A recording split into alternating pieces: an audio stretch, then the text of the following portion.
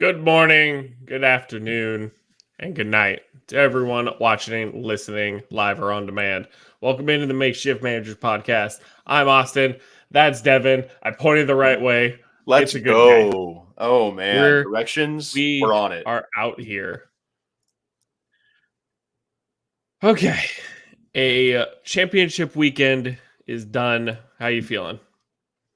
My cholesterol's probably a little high. I snacked a lot yesterday, but beyond that, I can't complain. I haven't had a horse in the race since week 18 of the NFL season. So, I've just been kind of sitting on my hands for the last 4 weeks, just looking at NFL Twitter and seeing who the fuck's burning at this point. Great weekend of football. The divisional round really set us up for a letdown this week. And by God, these teams did not disappoint. It was 2 straight games of just hard-nosed competitive football. And kudos to both of the winners. My condolences to both of the losers. This was a weekend where you didn't want to see anybody lose, essentially. There had to be losers and there had to be winners, but all 4 of these teams played their hearts out. Yeah, something that somebody was saying that I saw. Man, that was a bad sentence. Even in the divisional round, you could have probably have made a argument for every single team in the divisional round that could have won the Super Bowl. Maybe except for the Titans or the Packers. The Titans didn't, or the their special teams is god awful. They're atrocious.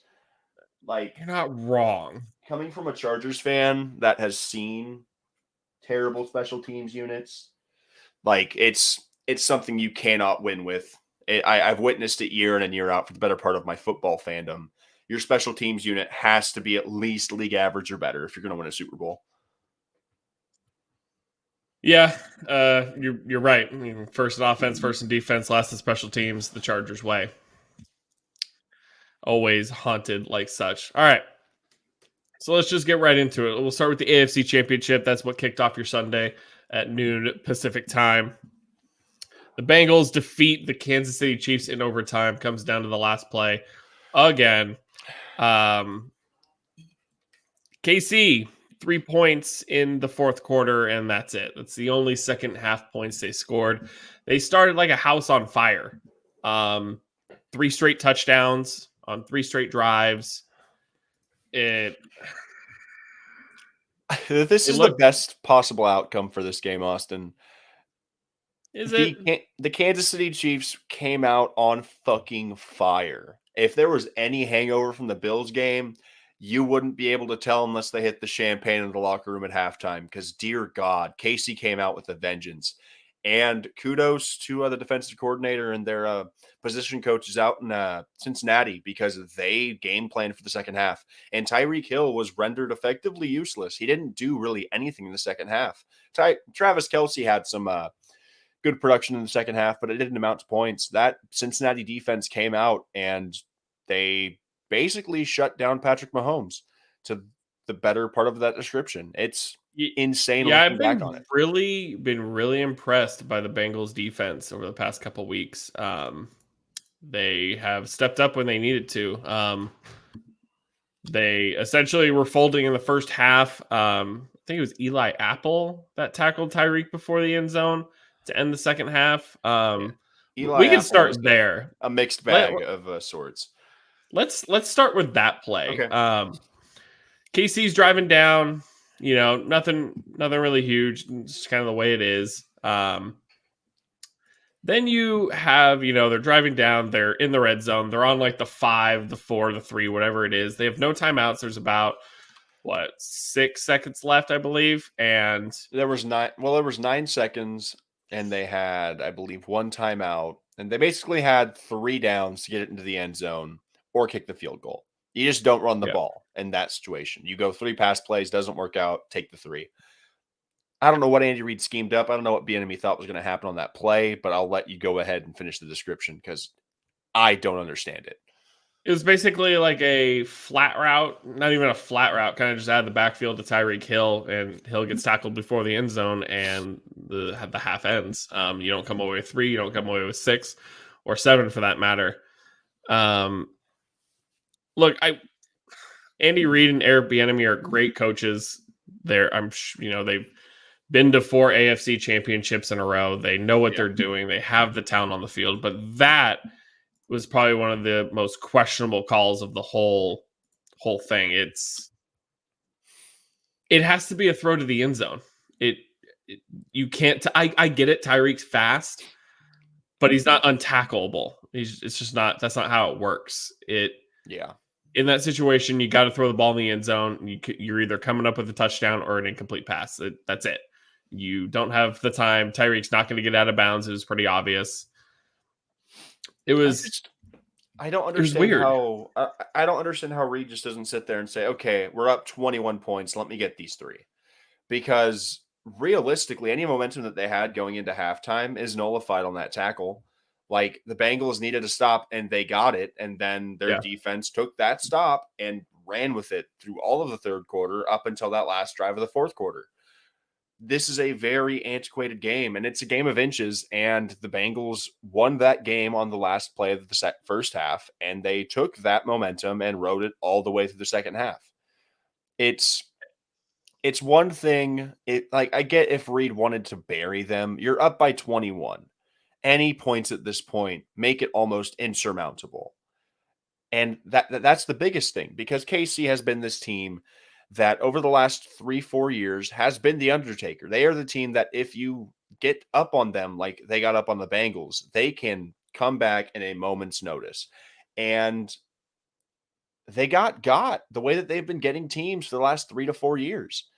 Their defense looked lost on a couple of those drives. The one where the Bengals ended up tying the game, their secondary was just out of sorts. They were discombobulated. Jamar Chase and whoever that one receiver was for the 2-point conversion, he was signed like the day before or something. Like the Bengals just came into there in the second half and punched them in the mouth. There was no other way to describe it. Their defense just could not bring. There were so many attempted sacks on Joe Burrow this Sunday that just didn't pan out. It was mind-boggling. If I'm the Chiefs defensive coordinator, I just got to look at the guys and say, does anybody want to tackle him? Because there were so many drives kept alive by somebody having Burrow in their hands and letting him get away. Yeah, Chiefs only managed 1 sack. That's huge compared to the 9, I believe, that the Tennessee Titans had the week before. Yeah. And everyone's been critical of it. The worst thing about this Bengals team is the offensive line. It's got to get worked on. It was, Penei Sewell, Jamar Chase, and Jamar Chase has turned out great. Works out. It's fine. But KC literally had to take advantage of their biggest weakness and didn't. They fell apart in the second half nearly, which is, it's crazy to see from a Patrick Mahomes team just to literally get completely stuffed in a sense by the Bengals defense, but they've done their job. The Bengals defense has literally showed that they kind of belong. They, Titans not so great, Raiders not so great. I'm not going to say it's been an easy path for the Bengals. You play the playoffs, you play who you play. It is what it is. But you went into Arrowhead and you defeated the juggernaut, the Goliath. You're going to the Super Bowl. Now Joe Burrow's better than Justin Herbert. So that's how that works. We're not having that. We're not having that. That's not the conversation this week. The thing with the Bengals was they had the most advantageous path to get here out of any NFL playoff team, in my opinion. The Raiders game could have been flipped on a coin. That touchdown, Burrow to Boyd, that stood after the whistle had already been blown, will be a talking point for the next 365 days, especially with Raiders fans, because they won by a touchdown, and that was the difference. I don't care how anybody puts it. If that score doesn't count, Carr's not playing that last drive the way that he plays it. It's just the way that the game works. Ryan Tannehill gave the Bengals a gift. Their defense stepped up. They had 3 interceptions, but I'm not going to take anything away from the Bengals. I think they were super fortunate in their matchups to get here. I think they got super fortunate playing KC after a game like KC Buffalo, because genuinely Buffalo KC was the Super Bowl. That game was like shot for shot the best game of the NFL season. And the one way I saw the Bengals coming out and beating this team was if KC kind of laid an egg on this hangover from that insane game. and it didn't happen in the first half. But that egg was massive. It was like an ostrich egg in the second half. It was that big of a blunderous It was performance. bad. It was not good. And another thing with the Bengals is they were also very advantageous for the sole fact that they were disguised this entire playoff run. Because I've been shouting it from the rooftops that San Francisco 49ers are the hottest team in football. If there's any other team that you could compare to them in terms of just momentum, it's Cincinnati. Mm-hmm. They were shot out of a cannon this playoff, and they feel like a team of destiny, quote unquote. I'm not going to get into cliches, but the swagger that Joe Burrow is playing with, Evan McPherson's the most confident man on the planet. Their receiving core is better than any other roster in the NFL left. Like, they were built to do this. There was no defense besides Buffalo that genuinely scared me. And even then, Buffalo's missing Tre'Davious White. Right. So the Bengals just needed their defense to hold it together, which they did. They signed Trey Hendrickson in the offseason. They have a bunch of quality players on this defense, and they've been able to just have them mesh at the perfect time. While their road to get here wasn't as difficult as, say, maybe KC's or maybe the Rams, it's just as warranted now that they're at the Super Bowl. They played who was in front of them, and they beat who was in front of them. And happy for Cincy. Joe Burrow seems like a great guy. I'm not going to get into the whole tit for tat. Is Burrow better than Herbert? Because it's too soon for that. And as a player, I'll take Herbert just based upon the physical tools. But Joe Burrow is a natural leader. He is infectious. His personality is just contagious. The way that he carries himself has changed the entire dynamic of this Bengals team. Are they winning because of Zach Taylor? Fuck no. Are they winning in spite of him? I believe so. I don't believe Zach Taylor to be this virtuoso head coach that is pushing all of the right buttons to get this team to win. If that were the case, they should be blowing teams out with the amount of talent they have on the offensive end. Right. I am perplexed to see how this next matchup goes, but we're not really going to get into that today. But kudos to the Bengals. Kudos to Joe Burrow. Congrats to Joe Mixon. He had his best year since like 2018. He's finally healthy. They've got a full year out of Joe Mixon. They got a full year out of everybody, essentially. And that doesn't happen very often in the NFL. Availability is the best ability, as they always say. Their roster was the most available for sure. Matthew played in this KC game, and they have L'Jarius Sneed and Tavarius Ward and a lot of their key guys. But Chris Jones' conditioning just isn't up to snuff. He was out on multiple drives. And I know Trey Hendrickson missed some of the key possessions on that last drive, but he was hurt. He's banged up. It is what it is. His conditioning wasn't terrible.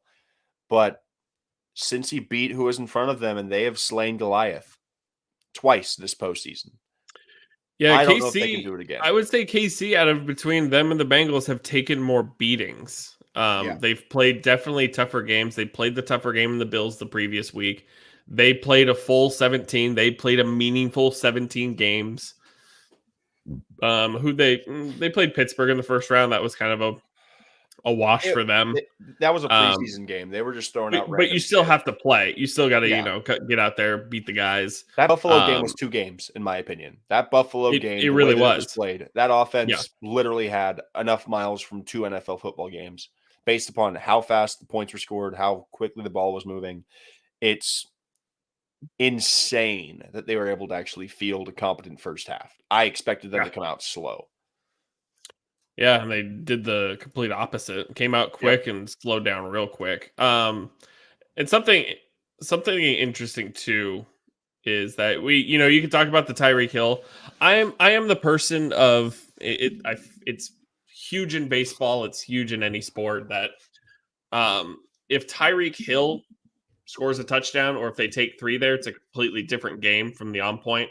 3 points, 6 points, or 7 points make a huge difference. It'll change the way the game is played. It's a 4-possession game instead of a 3-possession game. Right. It's fucking huge. Does the game go into overtime if they take points there? I don't know.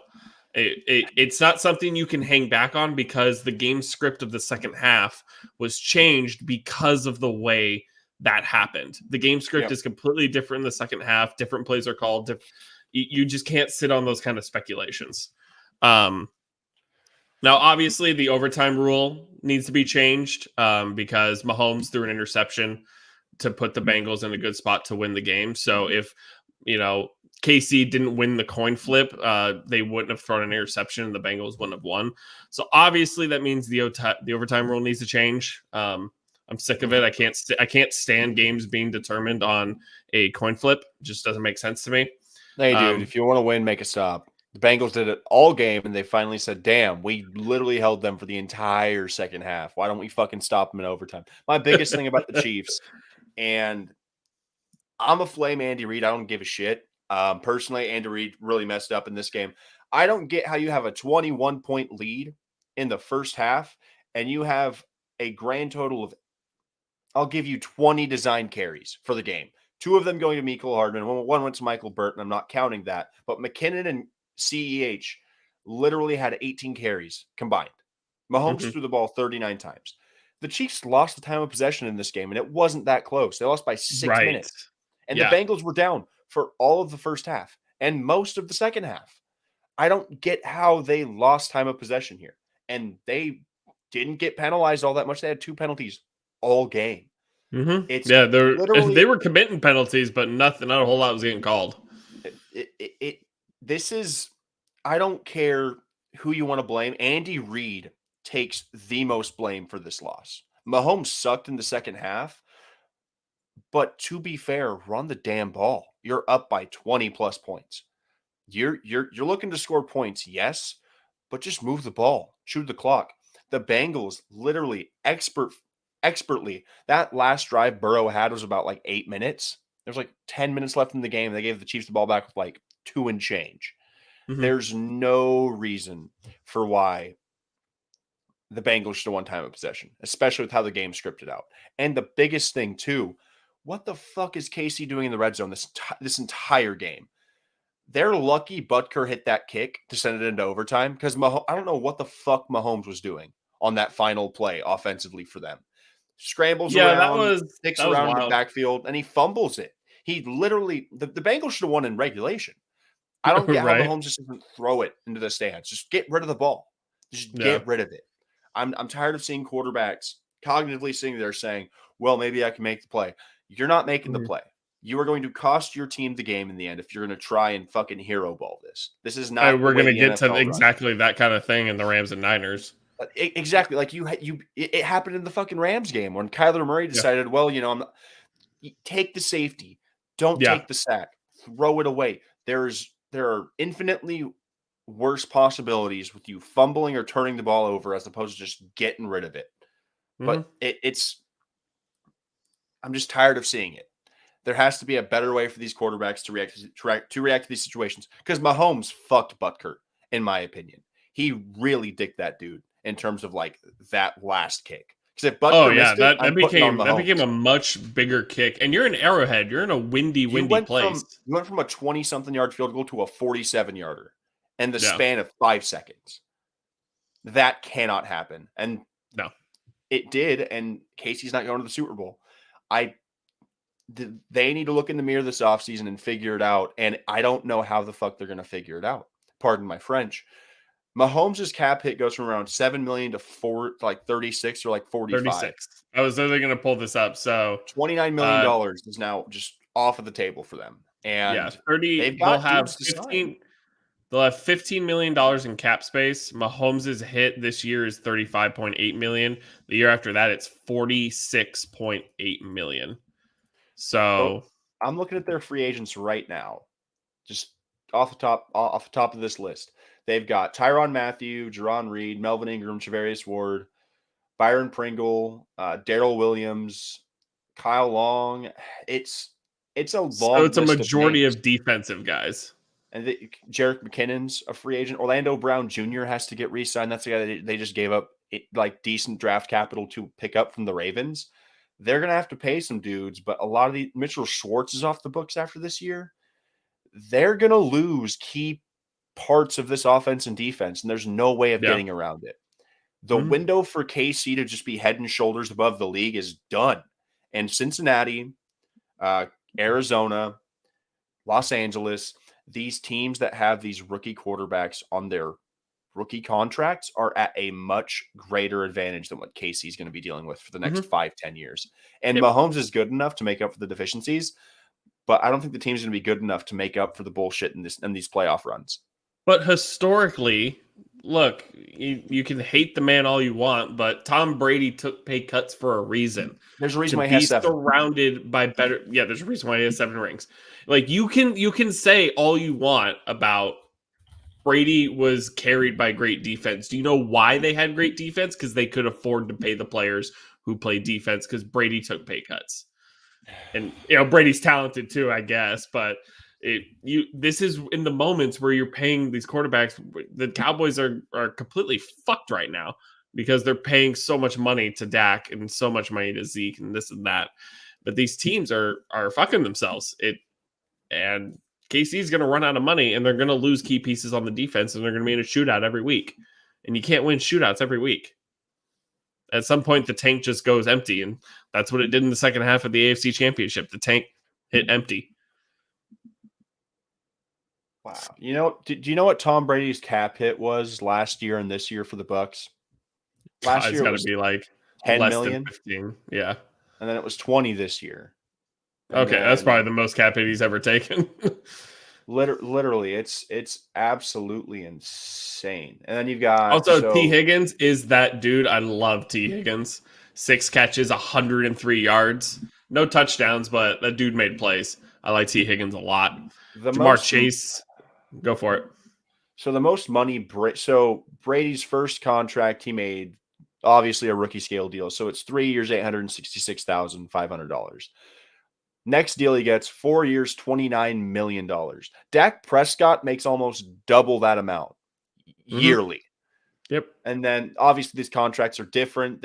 It's a different era of money in the NFL. Then his next contract, 4 years, 42, 4 years, 72, 3 years, 41 million from 2013 to 2017. Next deal, 3 years, 27 million. He's made the most money he ever made yearly was in Tampa Bay at $25 million a season. And they could afford to do that because they had a lot of rookie contracts too. But the thing is, even at that $25 million being his max, Mahomes is getting paid $36. That's $11 million you don't have to flesh out. And here's the thing. Honestly, I think in a segment we should do sometimes, we should go through a lot of Super Bowls, maybe over the past 20 years and see how much of a cap space hit that every quarterback was and look at contenders and stuff. Because it's really something interesting to think about is, do these high caliber quarterbacks go out and win Super Bowls when they take a lot of the team's money? You look at, I'm sure Stafford's taking a lot of money, but Joe Burrow right now is, he's on a rookie contract. So obviously he's not going to make a lot of money. So that's, can feel kind of like a wash, but it's working. They have the money because Joe Burrow doesn't make a whole lot of money, but they have elite talent. NFL front offices are going to have to take a long, hard look in the mirror, and quarterbacks are going to have to take a long, hard look in the mirror in terms of negotiations, because there is a market for the guys like Dak Prescott, Lamar Jackson, Justin Herbert, Joe Burrow, Kyler Murray, for these guys to get absolutely insane money at their position.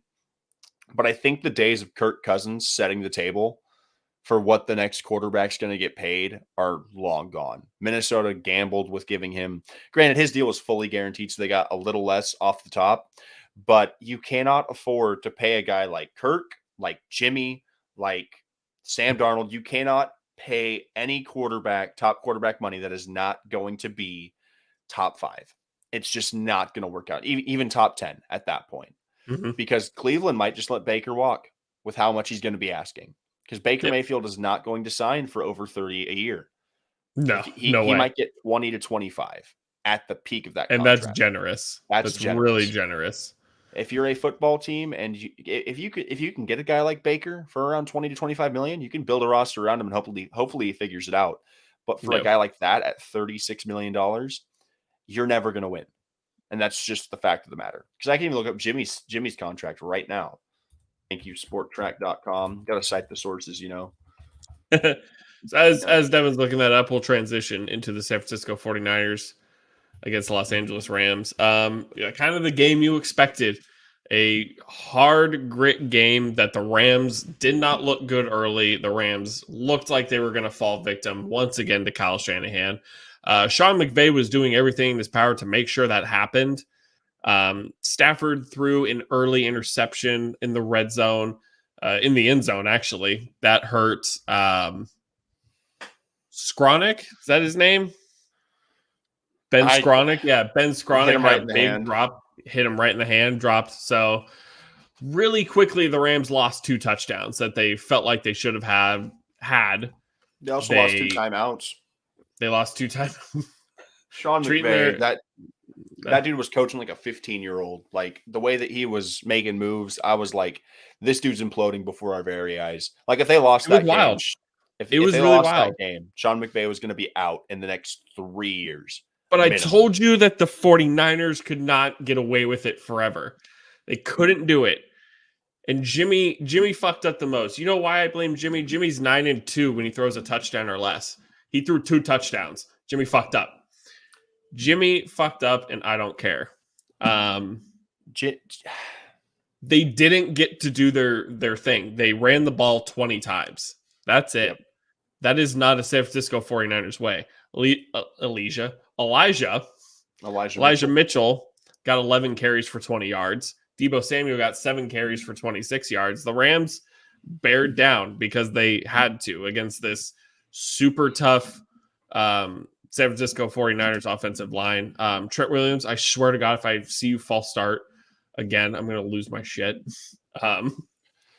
That leg twitch, man, it gets me every time. I'm just like, come on, throw the flag on him. But you look at the San Francisco 49ers, they're not a big play team. Jimmy obviously missed throws. He had Kittle early in the game wide open, probably for a touchdown. It looked pretty open. He was under pressure, missing throws. This has been the thing all season.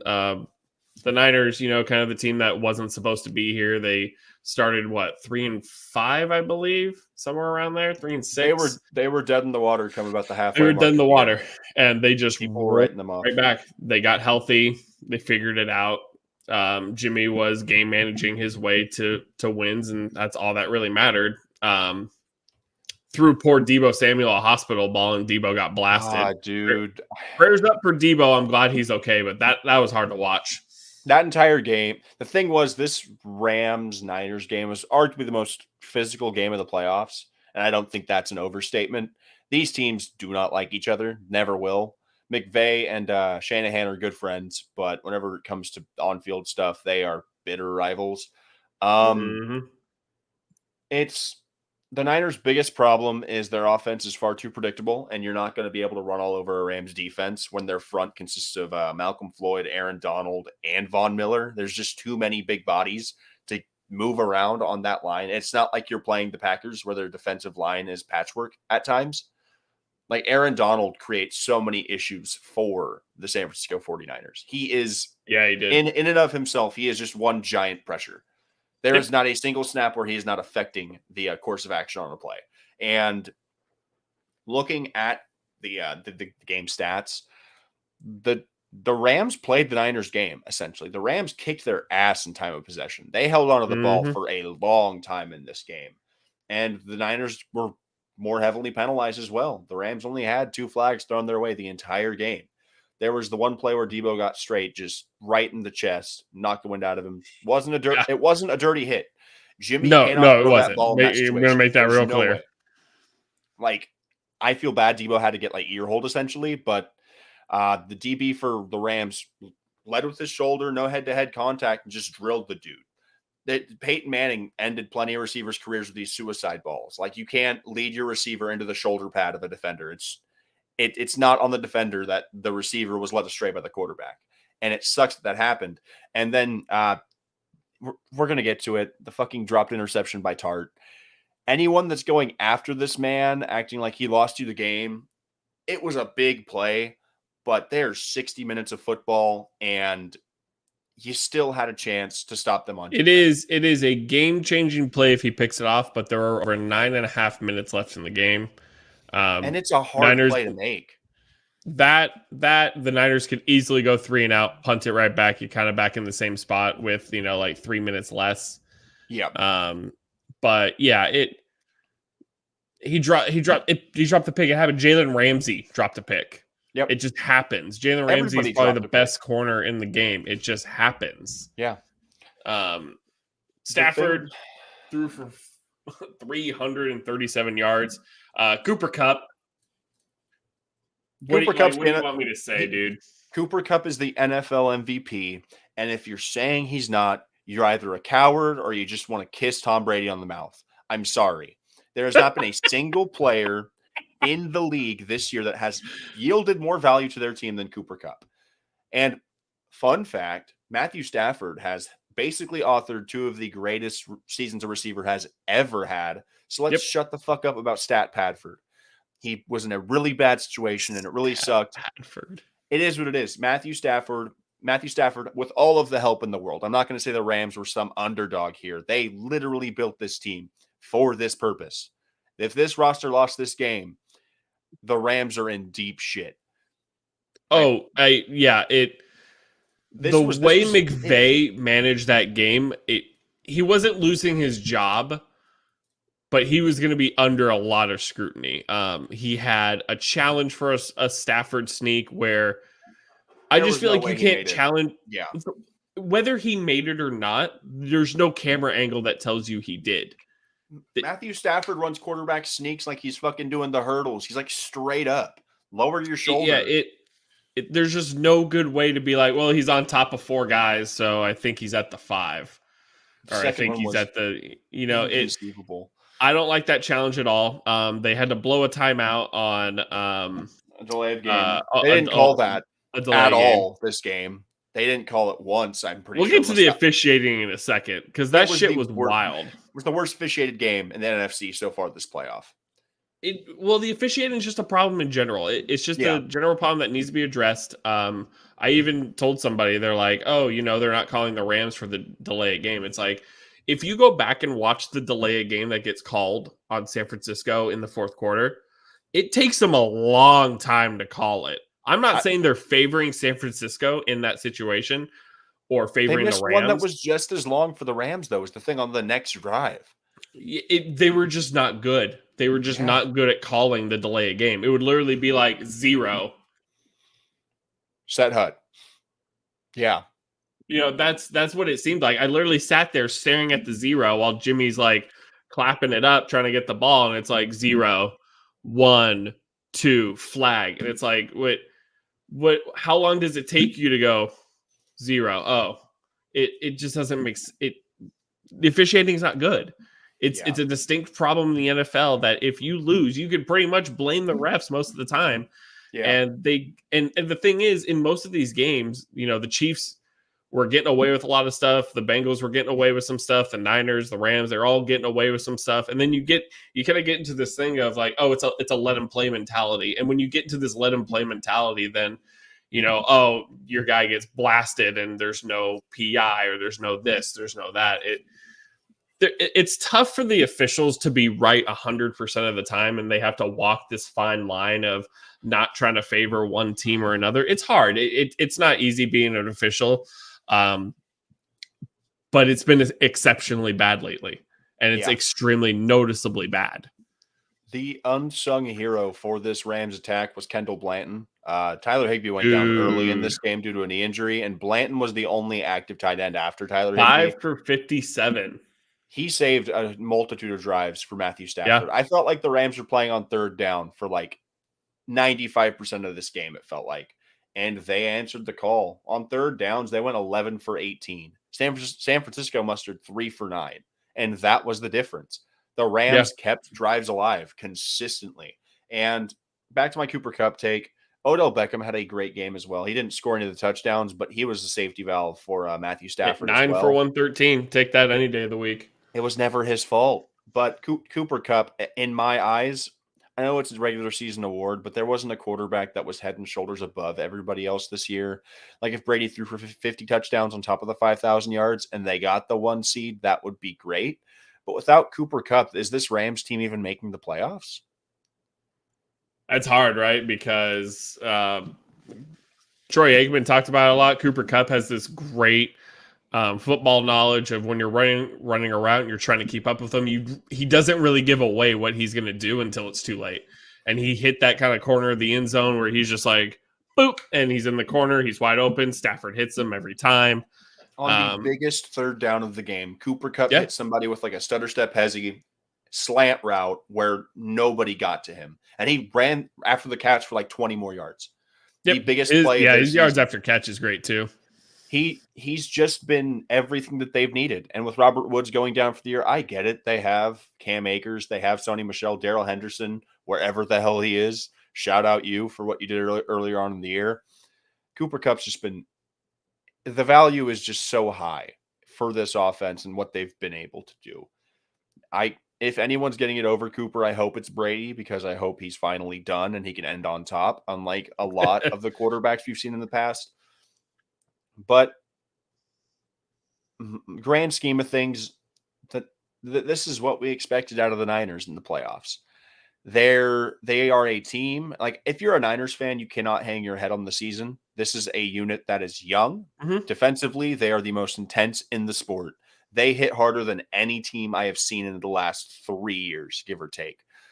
Tart and Jimmy Ward are dogs. Fred Warner is the best linebacker in the game, and they still have Eric Armstead, if I'm correct. Javon Kinlaw is still in his second year.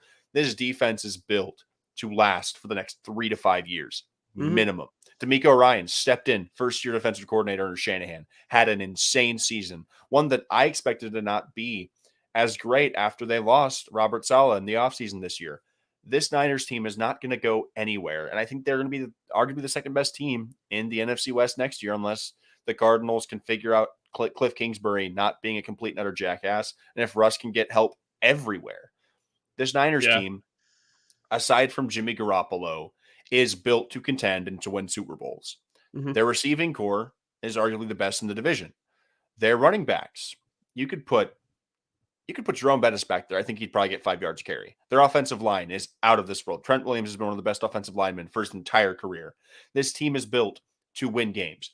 And I don't know if Trey Lance is going to be an immediate answer to those questions, but Jimmy has kind of hamstringed this entire unit for the last 4 or 5 years. And it's not Jimmy's fault. He made his money.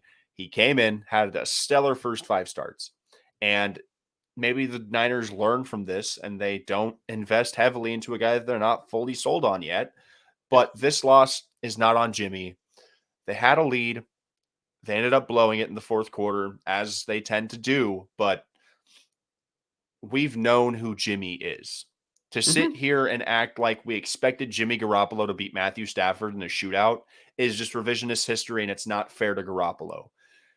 He had his best playoff performance to date, and it just wasn't enough, because while you have Stafford, this was the biggest. This is the biggest thing. At Jimmy's best, he completed 16 passes. At Matt's best, missed 14. He completed 31. That's the thing. He's Niners, still, despite Jimmy. Who's going? All right. This happens sometimes. It's all right. To set the bar very low, this was Jimmy's best playoff game, and he still slung barely over 50%. He still threw a game-ending interception. With Jimmy Garoppolo under center, an NFL offense cannot sustain 3 passing threats consistently, because Ayuk and Debo each had 4 receptions. They put up decent numbers. George Kittle had 2 receptions. If there's any way this team beats the Rams, George Kittle has to have a big game. If they're going to win a Super Bowl, they have to be able to figure out a quarterback that can sprinkle the ball around and not let the offense become so vanilla. Yeah, or Trey Lance is going to get inserted there as a dual threat kind of quarterback. Yes, but Jimmy is that kind of adds that dynamic. But you're not scared that Jimmy's going to beat you with his legs. Exactly, and the offense I wouldn't say is one dimensional, because Debo Samuel makes that entire offense just a fucking Pandora's box of what the fuck's going to happen. But it's just with Jimmy, the ceiling of you can't fully unlock the offense with the weapons that they have with a guy like Jimmy under center. And it'd be the same thing if they had Sam Darnold or Daniel Jones or Baker Mayfield. It would be the same shit. You cannot win in the modern NFL without a top 10 quarterback under center. And I moving forward, that is what I'm going to say. The days of your Trent Dilfers, fucking you name it. like Joe Flacco is on the broadest spectrum at the tippy top of the Mm-hmm. dudes that I don't like. Nick Foles isn't going to win you a Super Bowl in this era. It would take an insurmountable amount of just luck and happenstance and Yep. timely injuries because teams are built better, they're built stronger, they're faster, they're smarter, and there's so much information and knowledge in terms of just team building that if the quarterback isn't there and you have a team that's in the situation where it's Niners, Rams for the NFC title game, odds are they have just as good players on both sides of the ball. And Well, if they have the advantage at quarterback, and real quick, like let's just look at it. Teams in the first round who got knocked out who don't have elite quarterbacks: the Raiders, the Patriots, the Eagles, the Steelers. yeah, 4 teams who got knocked out because they don't have quarterbacks. The Cowboys and the Cardinals do have good quarterbacks, but they lost I'd some. put Derek Had Carr to as a lose, good quarterback too. Derek Carr's just kind of but not elite. stuck in hell. Well, Dak's Yeah, not elite right now. I'm not going to give Dak elite.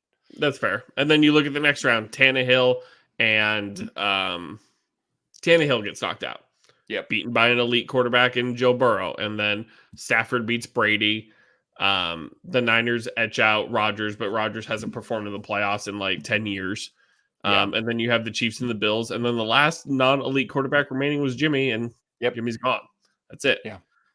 In terms of the Niners, we've talked about what's next for them for the most part. It's going to be Trey Lance. Jimmy's got to go. That's probably the last time we've seen Jimmy in a Niners uniform. It should be. Outside of that, it's probably the cornerback position.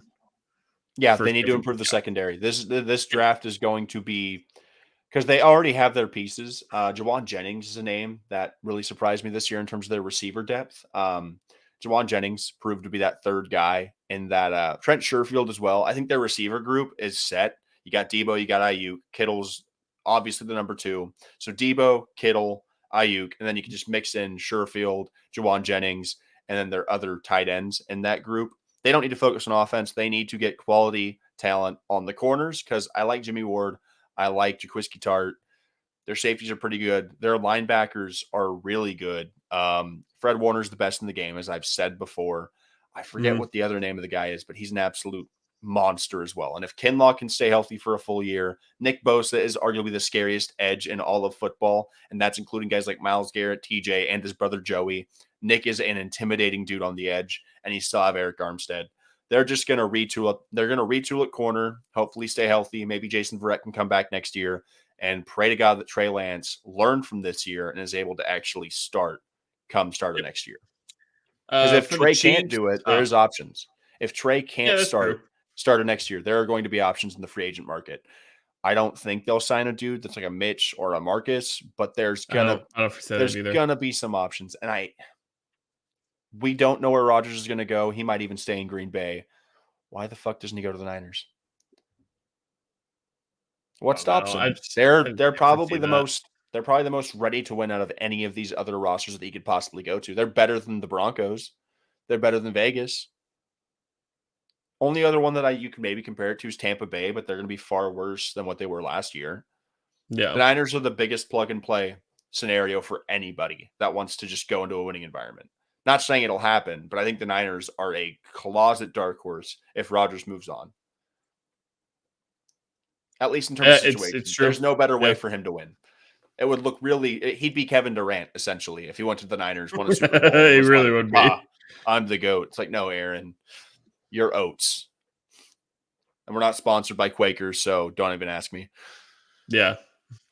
In terms of the Chiefs, it's probably going to be re-signing or getting defensive guys, having defensive guys step up. I think that's where they're going to need the most help. Yeah. They're not going to be able to re-sign a lot of these defensive dudes. Tyrann Mathieu might walk. I think they're going to have to Mitchell Schwartz, Orlando Brown, and Kyle Long, I think, are the 3 of the utmost priority. Because if you protect Patrick Mahomes, you're in line to win football games. And the defense, you have certain guys in the there's so much talent defensively in the NFL, whether it be through the draft or through free agency, where you can operate on the margins. Offensive line is a spot where you have to secure them because top talent at O-line is super hard to find. Trust me, as a Chargers fan, we've been fucking toiling away with like patchwork dudes for a long time. We now have Lindsley, we have Slater. We're building something over here, but shore up the offensive line, give Patrick time in the pocket, and then draft for defense and try and work some trades together, guys. Because if Matthew wants top money still, he's not staying. There's just Right. not enough money in the world. I could foresee him getting a decent amount of money and walking, to be honest with you. Wouldn't surprise me. The Chiefs don't have enough money in the world to keep him, but he could go to Right. a different contender for a better price tag. I just don't know where that would be because he kind of has set up roots in KC for the most part. Yeah. Okay, so that'll do it for football. Next week, we'll get into the Super Bowl. The Pro Bowl, we don't really care about, to be honest with you. Justin Herbert, Pro Bowl MVP. Let's fucking rage. Sorry, okay. Is Dak going to be there too? I don't know. I don't pay attention. I know CD's going because he's replacing Cooper Kupp. That's about it. I'm ready for the skills competitions. Dodgeball. They have a long throw competition for the first time since Brett Favre was wearing board shorts. I'm pumped. We'll talk about the Super Bowl. We'll talk about a lot of coaching changes that are happening. We'll talk about Tom Brady because we're going to give Brady another week before that shit goes off. Well, you know, he hasn't retired yet. True. We're going to get into Devin's favorite time of the podcast. He's going to type it up so you can get ready. We're going to talk about the Major League Baseball Hall of Fame. The votes are in. Done voting. One man has made it in out of the however many were on the ballot. I don't remember exactly how many were. That man's name is David Ortiz. 77.9% of the votes. 75% gets you in. David Ortiz is a Hall of Famer. Yeah. Barry Bonds, Roger Clemens, Scott Rowland, Kurt Schilling, A-Rod. Not Hall of Famers, according to the Baseball Writers of America Association of America. Take it away. What do you want me to say? Like, he got 66%. This whole 3/4 majority bullshit shouldn't exist. Because anything that requires 3/4 majority means nothing's going to happen. Look at the fucking United States political system.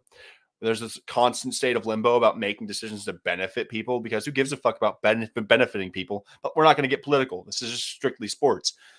Barry Bonds should be in the Hall of Fame like we breathe air. It is intrinsic to our being. There is no baseball in the modern context without Barry Bonds. Same thing goes for McGuire, Sosa, all of these dudes that revitalize the game. I'm going to put it as bluntly as possible.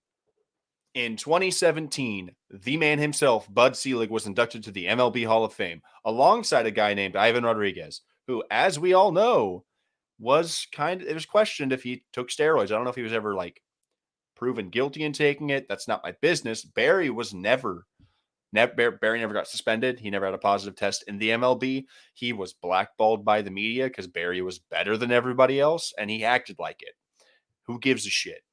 Ty Cobb was a racist. There's plenty of terrible people in professional Hall of Fames. It's the way that sports works. We're not judging people's character. But I digress. Bud Selig, 17 Hall of Famer. Oh, Bud Selig grew the game so much on the backs of dudes that literally carried your sport. Before the steroid era, the MLB had a fucking strike. There was no World Series in 95 or 94. What year was it? In 94, It's 5. In 95, there was no baseball. The MLB started in the 1890s, if I'm correct. They went a whole century of year in and year out product and baseball. And it got so bad that in 95, they said, fuck it. We're not playing a season. There was no World Series. There was no fucking spring training. Should have went with my gut. It was 94. Should have went with my gut. The year, regardless, does not matter. Baseball was on the verge of dying. And miraculously, because Bud Selig, some charismatic, just fucking mega genius, he built the game to this $10 billion industry. He didn't. Bud Selig was the figurehead for a monopolized system that preys upon the output of athletes. That's how it works. They are paid very handsomely in baseball, but they are treated like fucking cattle, for lack of better terms. Bud Selig was inducted off of the labor that he did not police in an era that was largely helped by steroid use. It would be one thing if Bud Selig did anything during the steroid era to tell players, hey, this is illegal. You can't be doing this. Here's the rule set. Because suspensions weren't handed out until the mid 2000s, early 2000s, before all of the damage was done. And so you say, well, Barry cheated. No, Barry played with every possible advantage that he could have legally within the parameters of the game at that time. There is no room for revisionist history in baseball because if we're going to call it like we see it, Babe Ruth never played in baseball post integration. And you're saying, well, he played with who was in front of him. Barry played against his contemporaries who, more often than not, were juicing themselves. And the whole argument, well, he wouldn't have put up these insane numbers, 73 home runs, all this other shit. I don't care. Barry Bonds was a Hall of Famer before he ever stepped foot in San Francisco. Barry Bonds was a Hall of Famer before any allegations of steroid use ever happened. Barry Bonds is the only player to reach the list of accolades in this man's career he has 7 MVPs, which I think 3 of them came before he ever touched San Francisco. He leads MLB's career home run total. He has the most intentional walks by a quarter mile. No one is ever touching that number, including his walk numbers. No one's ever going to touch that. To put it bluntly, he had more walks the last 4 years of his career than Big Papi had for his entire career. And David Ortiz was one of the greater DHs to ever touch a diamond. Barry Bonds is arguably the best left fielder to ever exist. To have a museum dedicated to the history of baseball and not acknowledge and celebrate the guys that saved the game is idiotic and hypocritical. And I think Selig should be removed from the Hall of Fame. I don't give a shit what he did for the game. He didn't do anything. And that's the biggest problem I have with him, because he's created this subculture of writers and people that pick and choose who's right and who's wrong because some guy has a big smile and fucking played in a city that really loved him. Barry Bonds did everything he could for the game of baseball, and baseball, year in and year out, throughout his entire career and lifetime, failed him. Baseball failed Barry Bonds. Barry Bonds did not fail baseball. And if you have an argument against that, good for you, but I'm just going to tell you you're wrong, because I just don't care. There's not much argument to it. You don't like him because he's an asshole. That's fine. Karl Malone is a terrible person. Hall of Famer. The way that I could put this as bluntly as possible, with Barry being omitted from the Hall of Fame, same thing with Pete Rose. It's like if the NBA said to Michael Jordan, yeah, you were the greatest to ever do it, but your gambling stuff is just too much for us as writers. It's the same shit that kept Tio out from being a first ballot Hall of Famer. All the political shit of writers that just didn't like the guy, or they didn't like the way he went about himself, or steroids, or any allegations. I don't know. There's, in a thing that should be as objective as possible, like a Hall of Fame or a museum that's strictly based upon the facts and the numbers. I'm tired of these parameters, especially in baseball. You have these counting stats that no one's ever going to reach without some sort of performance enhancer. Look at today's pitchers. They're greasing the shit out of the ball. MLB's juicing the shit out of the ball. Nobody's a Hall of Famer by any metric, if you look at it that way. The game is constantly evolving. The game is constantly trying to trick players into what the fuck is legal and what's not. The MLB is constantly moving the goalposts of a thing that shouldn't exist. Their Hall of Fame, the way it is currently constructed, is not a Hall of Fame. It is literally a country club, the most exclusive in America's history. But you can't have a museum of baseball without Barry, Mark, A-Rod. It just does. It's an incomplete story. If they cut off the Hall of Fame after 95, say like they have every player before the 95 strike, then fine. But I don't think baseball is baseball if we don't have these guys. Good. I know you're not good. I'm still not done. It's just, there's so many issues. It'd be one thing for me if Ortiz didn't get in and they just didn't elect anybody into the Hall of Fame. Oh, I'll get to that. Because the thing is, if you don't want to let performance enhancers in, don't. If you want to let one in, let them all in. This isn't some form of it shouldn't be picking and choosing. There's just no room for that. And Barry's not going to make it in on the Veterans Committee because Barry was better than everybody. Barry was a dick to everybody. No one wants to fucking admit that he was the best to ever do it. And like it it's just insane to me because I get it. Barry was an asshole. I get it. Barry cheated, never proven guilty. Like, yes, they went to court, and I'm sure he admitted to it, I guess, at one point, but he never tested positive. Ortiz tested positive. Maybe it wasn't for steroids, it was for something else, but he got popped on a test in a report in '03 before he ever went to Boston, and he was a bigger dude. The whole optics of it are totally different than what happened in Barry's career and A-Rod's career and that shit. But it's just I every other sport is so aware of like impact on the game and the context that you need to apply to actually evaluate these dudes because all these numbers mean absolutely nothing without any context towards them. Like the NFL, Joe Montana is still regarded as one of the best quarterbacks to ever do it, even though he's like, I don't know, probably like top 25 in passing yards all time. The game evolves and it changes, but baseball is stuck in this archaic cycle of saying 3,000 hits, 300 wins, so many innings pitched, so many RBIs, so many home runs. These are the benchmarks. Players aren't playing as long. Players aren't able to play as long. Their service time is constantly manipulated by the people that own these teams. At a certain point, we're not going to induct anybody for 30 years because we just have these fucking goalposts that have, because essentially what the Hall of Fame is anybody that was good enough to hit 300 and hit for like 3,000, basically anybody that reached the pinnacle of what the game saw whenever it started. Congrats, you're a Hall of Famer. But as time progresses, players get better, players get stronger, faster, all that shit. But the game gets smarter. So you're not going to have dudes throwing for 300 wins because it logistically makes no sense to burn your guys into the ground. And the rosters are bigger. The talent pool is bigger. We're punishing guys based upon things that they have no control of. Barry, Mark, Sammy, all of these guys that juiced throughout the 90s or so happen to have been accused of juicing are being retroactively punished for something that they were never policed for while it was happening. And I find that it's just wrong. It'd be one thing if they went through the entire 90s while they were testing and they were punishing people and they said, fuck it, I'm going to still do it, even though it's illegal. But the MLB never started policing it until it was too late, until the MLB made their money off of the backs of the bats that saved baseball.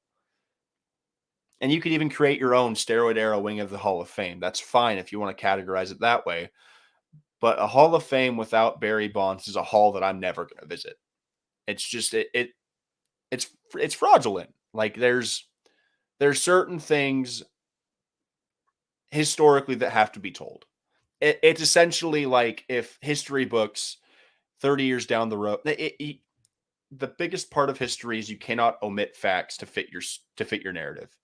And American history courses are a little funny because they do omit a lot of facts in the storytelling of American history. But objectively speaking, whenever you are learning about history, it is important to give the most objective lens towards it. You know what I'm saying, Austin? Mm-hmm. Like that's what you expect out of a museum, out of history. These are things that are supposed to guide eyes and educate people about the sport that everybody cares so much about. And I just think it's a travesty that we're going to have future generations that maybe forget about these guys like Pete Rose or forget about these guys like Barry Bonds, because now the onus is upon guys like you and me or fans of the players talking about just how great they were, regardless of how it all shapes up in the end. Okay. So Devin took a lot of words out of my mouth, but sorry. No, you're good. You're passionate about your man. I'll just start like this. Devin said it best. No one is probably ever going to hit 73 bombs in a season. No one's probably going to ever hit 760 home runs in their career. Maybe it's a real long shot with today's game these days. No one is ever going to be intentionally walked 120 times. No one's ever going to walk over 200 times in a single season. Barry Bonds holds like 4 to 5 records that probably might not never ever get broken. It is an iconic moment to hear Kruk and Kipe say Bonds hits it high, hits it deep. It's out of out of here. here. It's Yeah. it's a big thing for Giants fans. You hear that a lot with Kruk and Kite, but that is an iconic moment where he annihilated that ball, put his fist in the air, and you knew it. And he knew it almost every time he hit it because he was just his bat speed was insane, his strength was insane. The man was just a part of an era where the game had to be saved by home runs by guys like McGuire, Sosa, Ortiz, A-Rod, Bonds, all these guys. People love seeing runs scored. No, but the vast majority of baseball fans like to see high scoring games. I love pitchers duels. I think they're incredibly stressful, but it's just not, it's not the common thing to like. You tend to enjoy the high scoring octane offense in baseball. Jeff Passan said it best when he said, bringing Ortiz in has now ruined the Hall of Fame. And this is not a dig at Ortiz at all. I've met David Ortiz. He's a very nice person from the times I have met him, the times my family has met him. He is a good dude. He has been kind to me. He is a great baseball player. He is probably one of the greatest DHs of all time. But if you want to loop him in the same spot that you have Bonds, Schilling, Clemens, A-Rod, you fall into the category of most of the guys I just listed are assholes. And for the most part, David Ortiz hasn't been listed as an asshole. So is that why he got in? Because he has a better personality than everybody else? This isn't a personality. This isn't a popularity contest. Mr. Congeniality. It never has this been. This isn't the All-Star game. It's not fan votes. It's not popular vote. It's what you believe to define the game of baseball. And Barry Bonds defined the game of baseball. How many Giants fans? I don't even know how long he played in San Francisco. I couldn't tell you from what year to what year. 93 to 07. So it was the better part of 13 years. Okay. How many Giants fans do you think bought tickets? Not even Giants fans. How many people do you think went to whatever stadium it was called at that point? Because that stadium has changed names a lot. Pacific Bell Park, AT&T Park, Candlestick, you name it. Chase Park. It's the house that Barry built to a certain extent. But here's the thing. How many people bought tickets just to flat go see Barry Bonds hit a bomb? A lot. That's it. There are plenty of fans who didn't know a damn thing about baseball, but they knew who Barry Bonds was, and they wanted to go see Barry Bonds. They wanted to go catch a home run ball. My roommate literally told me the other day, when I was a kid, I went to go see a Giants game to try and catch a Barry Bonds home run. That's all I really knew why I was there. The thing with Barry as well is... Well, hold on. Go ahead. I'm getting there. Sorry. Another thing, too, is David Ortiz played the designated hitter for a very long time. He's not the most athletic dude in the world, but he's a powerful dude. You think if Barry got to play DH, you think if there was a universal DH, Barry probably would have broke 800, 850, maybe even 900 if he wanted to, if he played. Hell, he could have played 7 more years and hit 1,000 for all I care. If he was able to play designated hitter and kind of wasn't driven out of baseball for kind of being an asshole because he was just better than everyone else at the time. Like, I get it. You could say, oh, well, Mike Trout's not an asshole. Like, that's great. But you have to understand the way Barry Bonds was raised by his father, by Willie Mays. He was taught at a very young age, you are extremely talented. You have it coursing through your veins. You are going to be a great player, and you are better than other people. That's just fact. That's just how Barry was raised, and that's how he went through his life. Because he was better than everybody else. He was feared every time he stepped in. I remember watching an A's and Giants game, and I don't know why I'll never get this out of my head, but it was when Octavio Dotel was in Oakland A, and he was facing Barry Bonds. It was the last out of the game. Octavio Dotel struck out Barry Bonds on a slider, on a hanging slider that Barry somehow missed. And my house freaking erupted. It was like freaking Christmas that you struck out Barry Bonds because the dude just instilled fear every time he walked into the box. Yeah. Bases would be loaded and you would get the intentional walk. Yep. Why? Because 1 run is better than 4. That's just math. Barry Bonds pulled a 101-mile-per-hour fastball off of what's his name? Eric Gagne. Yeah, Eric Gagne peppered one right to Barry. He fucking pulled it. Eric Gagne was one of the best closers in baseball for like a 3-year stretch. He was unhittable. And Barry Bonds had the bat speed and hand-eye coordination to pull him into McCovey Cove. He was that early on 101 miles per hour that he pulled it foul. So I'm just gonna give a once over on this shit. Just a fucking I need to hammer this home. How much better Barry was. And first point, Barry Bonds from 1990 until 2004 had no worse MVP finish than top 25. The worst he was in 1999 whenever he hit 34 home runs with 83 RBIs, 73 walks, batted .262 with 1,000 OPS. And he got 24th. Beyond that, his worst finish was 12th for that entire stretch of like 15 years. Yep. And then biggest thing for Bonds, nobody's going to win 7 MVPs ever again. Ever again. There's no way. And the thing with Bonds as well is even in Pittsburgh, it's not the thing with McGuire and Sosa is Mark McGuire's body never stayed healthy. He was always hurt. And then he starts taking steroids. And who would have thought he's back to playing 100+ games a year? The least amount of games Barry ever played was 14. And that came in his age 40 season. He literally didn't go under 110 for his entire career until he was 40 years old. So unless you're telling me he juiced from the jump, I don't think the steroids helped him in recovery all that much. He was a relatively healthy player that was enhanced a bit if he did take steroids. And then the magnum opus of this entire argument for me, while playing in the field, let's look at Mark McGuire's career stats. He struck out 200 more times than he walked his entire career. David Ortiz struck out over 400 more times than he walked in his career. Would you like to guess how many more times Barry Bonds struck out more than he walked in his career? I'm going to say that he walked more than he struck out. You are damn right that he walked more than he struck out, and he walked 1,000 more times than he struck out for his career. There wasn't a season where he struck out more than 100 times in his career after his rookie year. He went 21 years in the MLB against dudes that were arguably juicing just as much as he was, if he actually was, for his entire career. He struck out his final 2 years 50 times.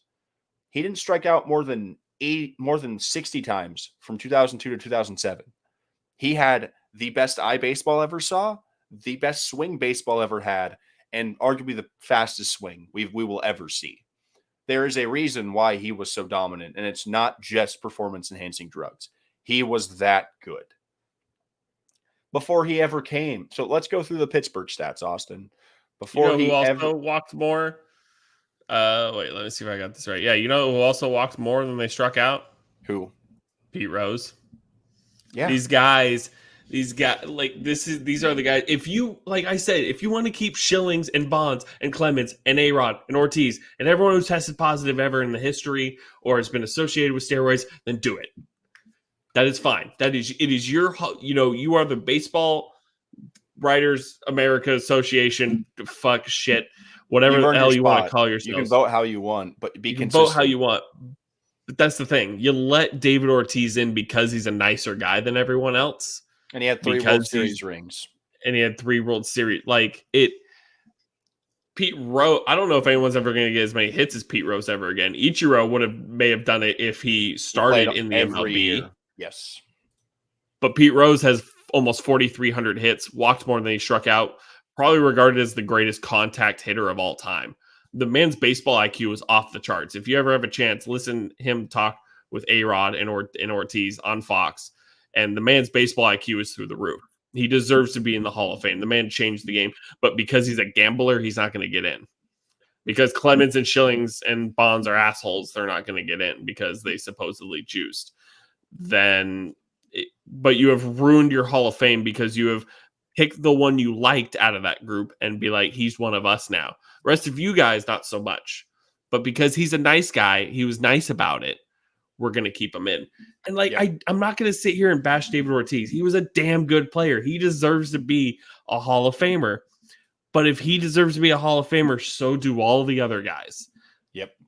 That is the problem that baseball has, that they have turned their museum into a clown show of racist assholes and steroid users now. Steroid users. The thing is, now that we've set the precedent, when does Altuve make the Hall?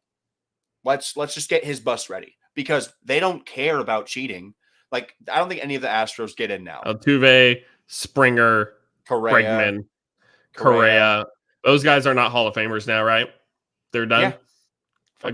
Should Garrett Cole can never make the Hall of Fame. Trevor Bauer, that he's got a lot of stuff going on. I'm not going to get into that. Verlander, Scherzer hasn't been popped for that shit, so he's safe. But what constitutes a Hall of Fame? And you know what's funny? Because You and I both know Justin Verlander is going to the Hall of Fame. Yeah, you and I both know he's first ballot. He's the greatest modern pitcher that I've seen besides Kershaw. Yeah, it's not close. It's not even an argument. That's my biggest thing here. It's like everyone throughout the entire history of baseball cheats. It's the easiest game to cheat in. It's just the way it is. There's way too much distance between players. There's way too little surveillance on the mound for these guys. It's so easy to cheat. And if you're not cheating, you're not trying in baseball. Basketball is a lot harder. You only have 5 guys on the court. Football's a lot harder. There's refs everywhere. Baseball has like 3 umps and a fuck ton of cameras. Baseball was built upon cheating, and I am not wrong. You've had spitballs, you've had fucking pine tar, you've had all of it, and that's just how baseball works. And if we're gonna penalize cheaters, then how are we gonna say Cy Young didn't cheat?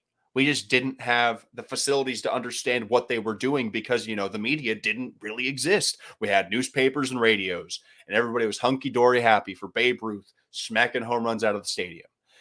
Everything requires context, and you drop Barry Bonds into the 1920s, that dude hits 1,000 home runs in 10 years, and I'm not exaggerating. Like, it's modern day insanity. Like, and we're gonna do the same thing over and over and over and over and over again. And the Veterans Committee has a chance to make this right and make the Hall whole, but I am not putting my faith into a bunch of guys that are just going to sit there and say, well, he cheated and he was just better than everybody and he put a stain on baseball. Yeah. If there's a stain on baseball, it's colored green, in my opinion, because the amount of money the steroid era made for baseball and did for baseball, there should be no complaints among anyone involved. And the thing about the writers, my last point, is for people to be so vindictive and hateful and spiteful towards a guy that literally lined their pockets for a majority of their careers, most likely, it's like biting the hand that feeds you, essentially. Yep. Without Barry Bonds in baseball, you don't have a job. And here's the thing. I guess Clayton Kershaw probably isn't a Hall of Famer because he probably had sticky stuff on his hands his whole career. So he's a cheater. If you look at the numbers for Clayton, that dude is – I'm a Giants fan. Clayton Kershaw is disgusting. Like, all the time looking at his numbers. If he keeps it up, dear God. And kind of something to end on here is that it's over. That's it. Bond, Schilling, and Clemens are off the ballot. They go to another committee, to Veterans Committee, today's game. The Veterans Committee, to maybe get put on. And guess who takes Bonds' spot? It's going to be A-Rod for the next 9 years now. It is going to be this. It is going to be Bud Selig's fucking poster boy, because Bud Selig wanted A-Rod to break Barry Bonds' record.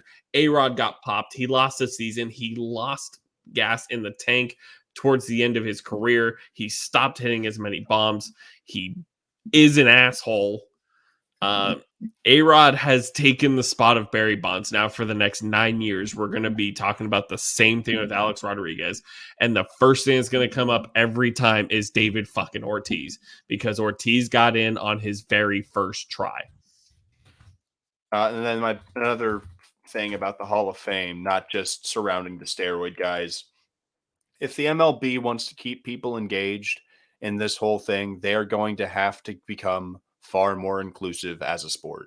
The Naismith Basketball Hall of Fame has a lot more players in it. They've been around for far less time than the MLB, The Basketball Hall of Fame is different because it's the Basketball Hall of Fame, not the NBA Hall of Fame. So you have WNBA players, refs, coaches, foreign players, European guys, FIBA type dudes. But baseball includes managers and shit like that in their Hall of Fame. The NFL includes coaches and players. The NFL's Sealig's been a Hall around of Famer. the NFL's been Talked around for about about that. 40 years less than, or like 50 years less than the MLB or something like that. And they have like 5 to 10 more dudes in the Hall.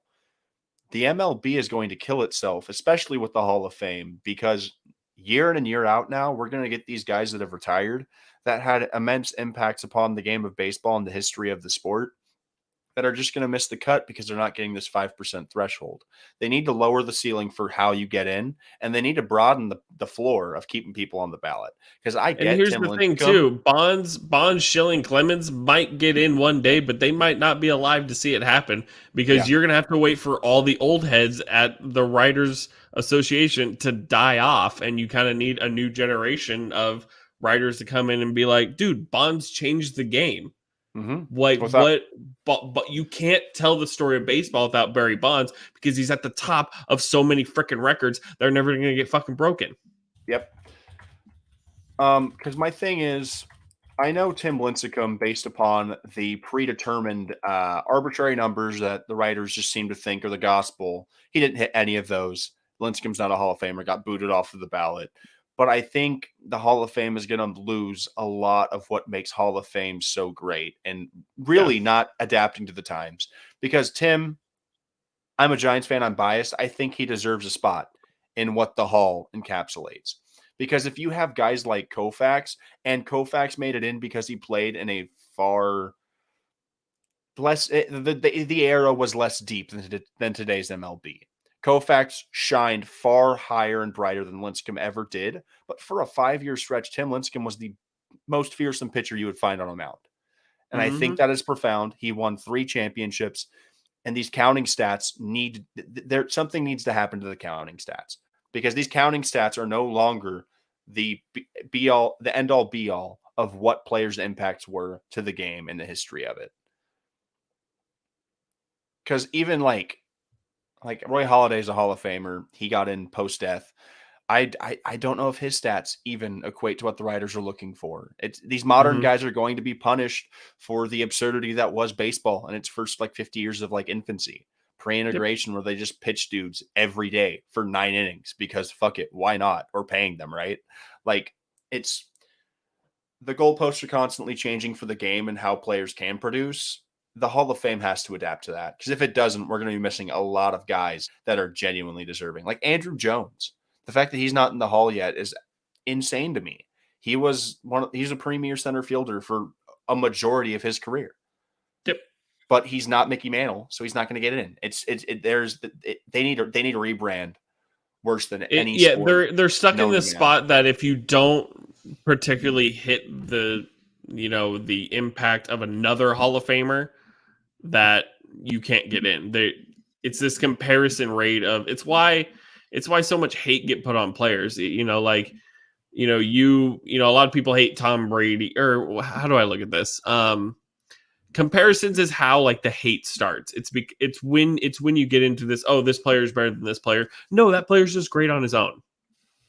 He doesn't have to be better than any other particular player. He has to be great on his own, and great on his own deserves a spot in the Hall of Fame. I'm in the weird spot of Lincecum did have a dominant time, but I don't know if it was for long enough for my liking. Yeah, because of how hard he fell off. There was a comeback attempt. It didn't work out multiple times, but that's another conversation for another day.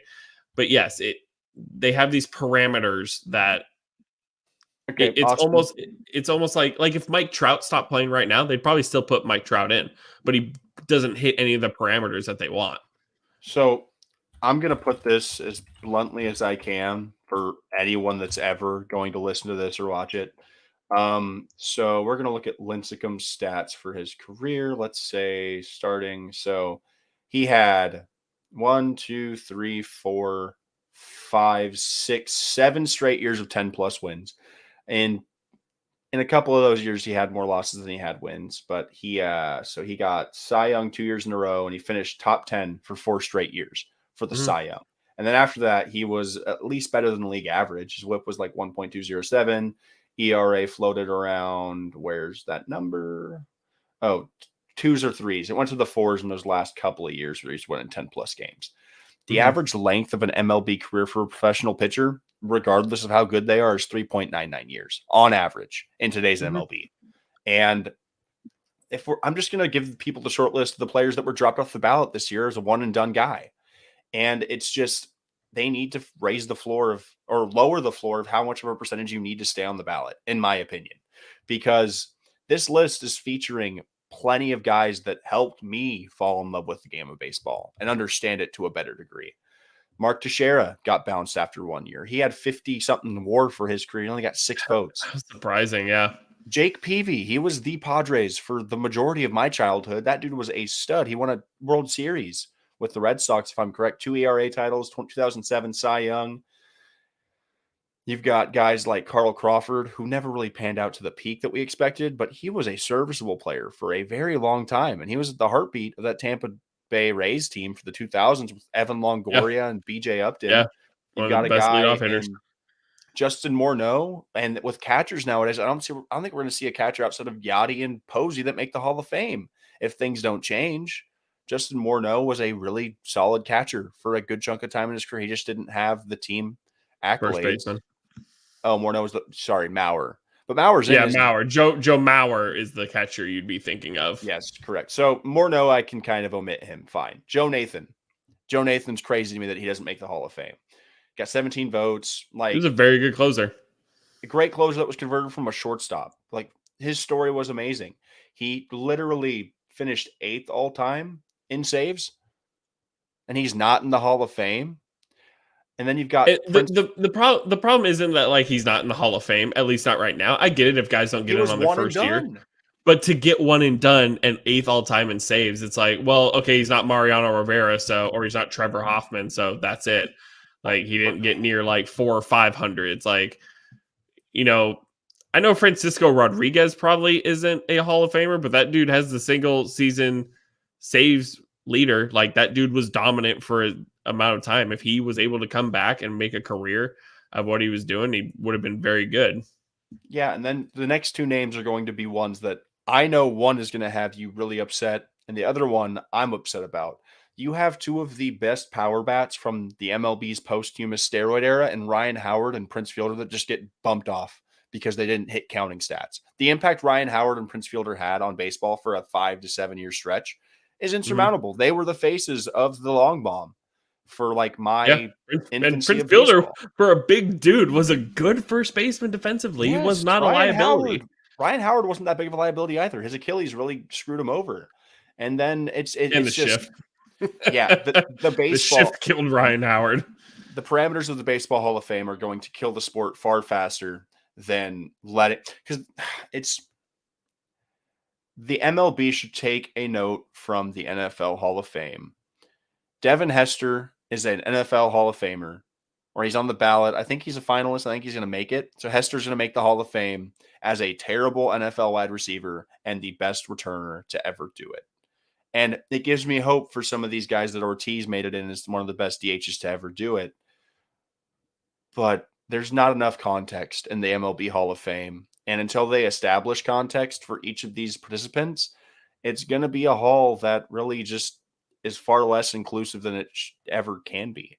Because especially for these, because the post-steroid era is officially the tweener era of baseball. The stats are far worse. The players played less long. They played less years in their careers, and now they're being punished for that because baseball wants to change everything. And if guys like Teixeira, Ryan Howard, Peavy, Lincecum, Fielder have no shot to even think about getting in because they get booted off their first year, I don't understand what they want unless Shohei Ohtani does what he did last year for the next 15 years, because there's no way for players in today's game or the game from the last 10 years to replicate what we were able to get in Seattle players from the 20th century. It's just not going to happen. The game's far smarter and the players are used far differently. That is our TED Talk. MLB Hall of Fame sucks. Yes, boycott the MLB Hall of Fame. The makeshift managers are going to bring you our hall of really, really good dudes. Not literally, but like baseball wise. Pretty much. That's about it. We got Yeah. I really milked that Hall of Fame discussion. So to anybody that came in later or came in early, thank you for sticking with me. There's I a lot think of your things. rant was like almost 15 minutes long. There's a lot of things that we can't explain in this world, and MLB Hall of Fame is like the eighth wonder of the world because I can't explain to you how the fuck it works and who the fuck's in charge of it. But all I'm saying is if Barry doesn't make it in, there's no reason for me to go to Cooperstown. There you go. I'd rather just go to like you if you told me I could go to Cooperstown and learn about baseball or go to like Chili's, I'm probably going to take Chili's until they actually start letting dudes in. Hey man, I'm sure Urban Meyer has great stories. Hey dude, he's I think he's district manager of the year.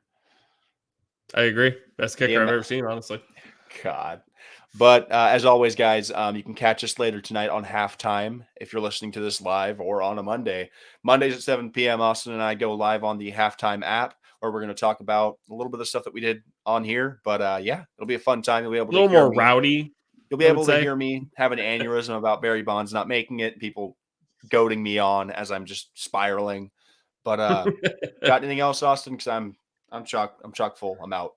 That is it for me. Next week, stay tuned. We'll be previewing the Super Bowl. We'll talk about Tom Brady. I just got a notification that he said on a podcast that he's day to day, that he literally said it himself. So Brady thing still ain't official. We're going to talk about a lot of the coaching changes. There's so many right now, so many to talk about that I kind of want to save it for like a big segment.